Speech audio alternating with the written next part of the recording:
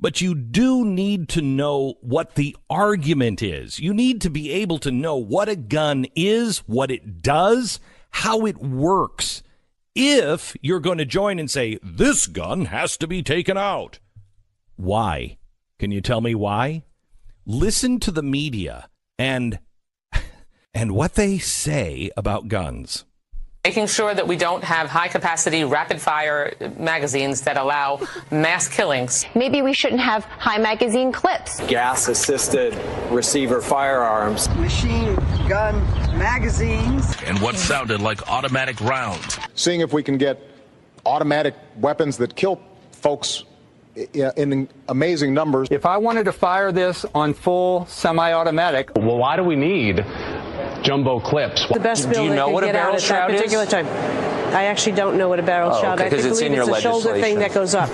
No, it's not. What the District of Columbia was trying to do was to protect toddlers from guns. It is harder to buy cough medicine than it is to buy an AK-47 or 50 of them. It is easier for a teenager to buy a Glock than get his hands on a computer or even a book. It's legal to hunt humans with 15-round, 30-round, even 150-round magazines. And he was not able to buy a weapon that shoots off 700 rounds in a minute. Pistols are different. You have to pull the trigger each time. An assault weapon, you basically hold it goes. Blah, blah, blah. It's not true. No, those are fully automatic weapons. Okay. This right here has ability with a 30 caliber clip to disperse with 30 bullets within half a second. Use these silencers to make them more available, which, as you can imagine, their ears were hurting. if you want to protect yourself, get a double-barrel shotgun, put that double-barrel shotgun and fire 2 blasts outside the house. If you ban them in the future, the number of these high-capacity magazines is going to decrease dramatically over time because the bullets will have been shot and there won't be any more available. But some of these bullets, as you saw, have an incendiary device on the tip of it, which is a heat-seeking device. So you don't shoot deer with a bullet that size. If you do, you could cook it at the same time. That deer deserves to get away. Let's get serious here. Boom! Oh my gosh. A heat-seeking bullet. I want some of those. Heat-seeking bullets. Huh. That's an inexplicable montage by the Washington Free Beacon. The fact that those clips exist is so embarrassing, and we're arguing with these people about the Second Amendment. It's amazing.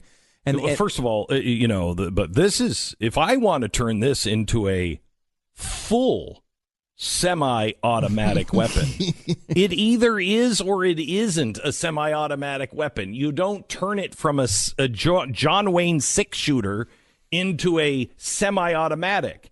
Full means I'm going to clip it now. Or I'm going to push it into the fully automatic, which means now I hold the trigger down and it's a machine gun. Those are illegal. When in this clip where Obama is saying we need to get rid of these automatic weapons, we've gotten rid of the automatic weapons.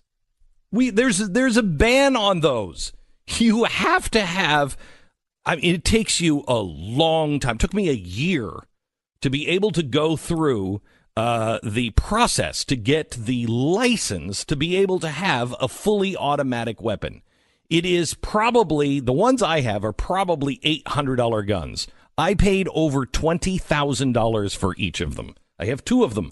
I want to fire them because they're fun. I don't fire them because the laws around them are so strict that I'm afraid anytime I touch that gun or take that gun or somebody, God forbid, is going to touch that gun, that I go to prison. So we've already pretty much taken care of those guns.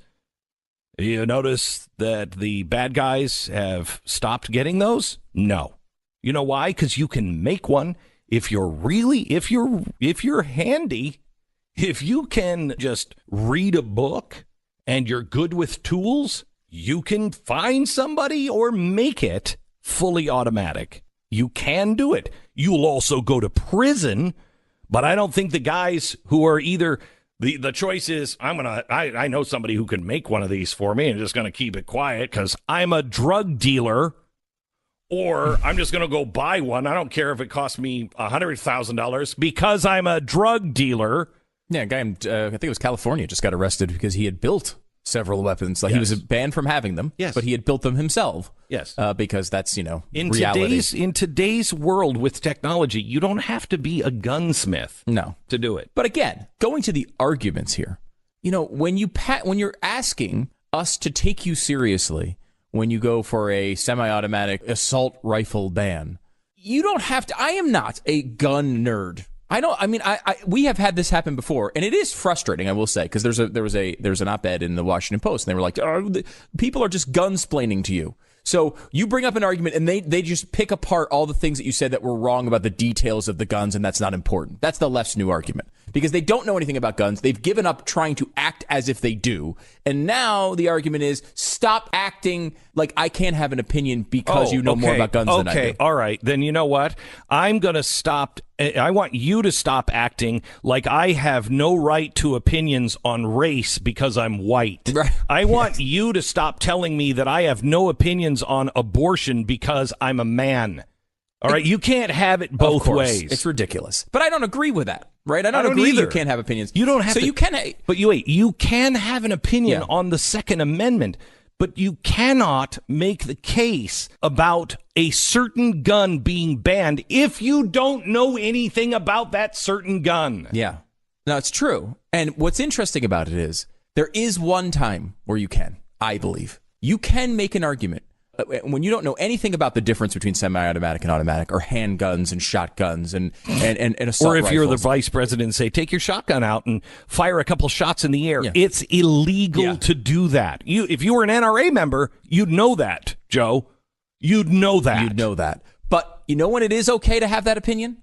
And you know when it doesn't matter? When you know the difference between semi-automatic and automatic guns? When you're actually going after all guns. You don't need to know the difference between semi-automatic and automatic if you're going for all of them. If your real argument is take them all away, then there's no need to learn about the differences and why they are there and how they would be used and what effects they would have. Because in reality, that's what they're arguing. They know they can't get it right now. They're looking for progressive steps towards the removal of all of them. So there's no need for them to know the difference, because is it a gun or not is the only fact they need. Does it kill people? Is it a gun? You don't need that kind of gun. By the way, I just want to remind you that the assault rifle is actually a modern sporting rifle. It was not a weapon of war that was brought onto the market. It was a hunting rifle in the 1950s. In the 1950s, that the Pentagon saw and went, that's just a better rifle. Can we buy the rights to that and be able to make these for the military? Yes. They were on the market as deer rifles, as hunting rifles, a decade before they went to Vietnam. So please, stop with this is a weapon of war. This is a modern sporting rifle.